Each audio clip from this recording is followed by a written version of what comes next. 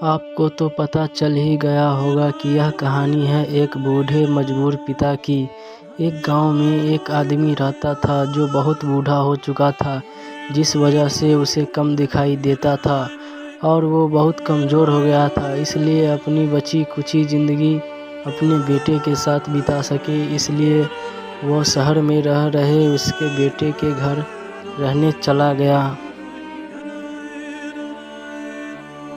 बेटा एक शहर के छोटे मकान में रहता था। मकान तो बहुत उसका छोटा था, लेकिन उसके अंदर जो चीज़ थी वो बहुत महंगी थी। उस मकान में बेटे और उसकी पत्नी और उनका एक 5 साल का बच्चा या छोटा सा परिवार मिलकर साथ रहता था। बूढ़े पिता के आने से उनके परिवार का एक सदस्य और बढ़ गया। यह पूरा परिवार रोज़ सुबह शाम डाइनिंग टेबल पर और साथ में खाना खाया करता। बूढ़ा पिता अपनी कमजोरी के चलते हमेशा खाने की चीज़ें नीचे गिराते रहता और कई बार कांच के बर्तन भी टूट जाया करते थे। कुछ दिनों तक तो बहुत अच्छा और बेटे ने यह सब सहन किया, लेकिन बाद में दोनों बूढ़े की ऐसी हरकतों से चिढ़ने लगे। एक दिन बेटे ने कहा कि ऐसा कब तक चलेगा, हमें कुछ करना पड़ेगा। उसकी पत्नी भी इस बात से सहमत हुई।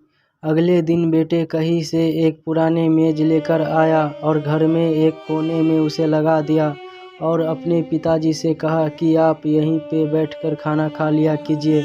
उन्होंने एक लकड़ी का बर्तन भी बनवाया जिसमें वे अपने बूढ़े बाप को खाना देने लगे। अपने कांच के कीमती बर्तन बचाने के लिए अपने बूढ़े बाप को लकड़ी का बर्तन में खाना देने लगा। जरा भी शर्म नहीं आई। एक दिन जब पति पत्नी डाइनिंग टेबल पर बैठकर खाना खा रहे थे, तब उनका बच्चा जमीन पर बैठकर कुछ कर रहा था। उन्होंने दोनों बच्चों के हाथ में लकड़ी का टुकड़ा देखा, लेकिन उन्हें कुछ समझ में नहीं आया कि बच्चा लकड़ी के टुकड़े के साथ क्या कर रहे हैं। जब बच्चे के पिता ने उसे पूछा कि बेटा आओ खाना खा लो, तुम नीचे बैठकर क्या कर रहे हो, तब बच्चे ने भोलेपन से कहा, अरे मम्मी पापा, मैं आप दोनों के लिए लकड़ी का बर्तन बना रहा हूँ ताकि आप लोग दोनों को जब आप बूढ़े हो जाओ तो दिन में खाना खाने के लिए दे सकूं।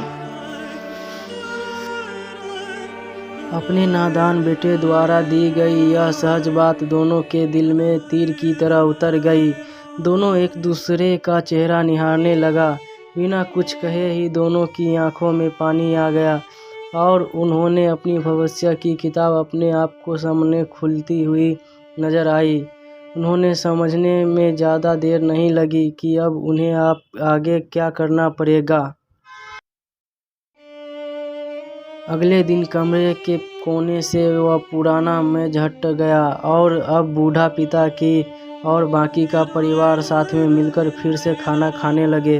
बूढ़े की कमजोरी की वजह से हो रही गलतियां भी अब किसी को नहीं चिढ़ाती थी।